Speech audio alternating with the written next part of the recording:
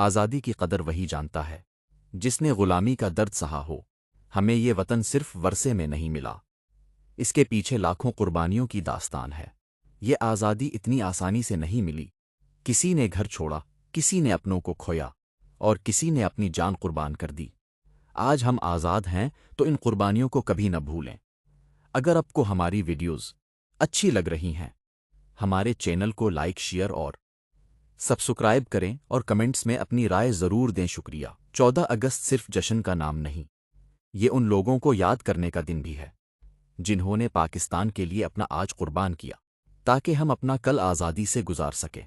یہ سبز حلالی پرچم صرف ایک پرچم نہیں، یہ ہماری پہچان، ہماری امید اور ان قربانیوں کی نشانی ہے جن سے پاکستان وجود میں آیا۔